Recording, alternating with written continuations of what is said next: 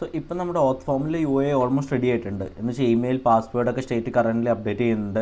പക്ഷേ നമുക്ക് submit button click ചെയ്യുമ്പോൾ നമ്മൾ ഒന്നും സംഭവിക്കുന്നില്ല, അല്ലെങ്കിൽ നമ്മളൊന്നും എഴുതിയിട്ടില്ല. അതായത് ബാക്ക് എൻഡിലേക്ക് മ്യൂട്ടേഷൻ നമ്മൾ അയക്കുന്നില്ല. ഓക്കെ, ഇനി നമ്മൾ ചെയ്യേണ്ടത് എന്താണെന്ന് വെച്ചാൽ GraphQL മ്യൂട്ടേഷൻ നമ്മൾ ഉണ്ടാക്കണം. ബേസിക്കലി ലോഗിൻ മ്യൂട്ടേഷൻ, പിന്നെ അത് കമ്പോണൻറ്റിൽ ഇമ്പോർട്ട് ചെയ്ത് വയറപ്പൊക്കെ ചെയ്യേണ്ടതുണ്ട്. അത് കഴിഞ്ഞിട്ട് ഓത്ത് ഫോം സബ്മിറ്റ് ചെയ്യുമ്പോൾ ആ മ്യൂട്ടേഷൻ നമ്മൾ കോൾ ചെയ്യണം.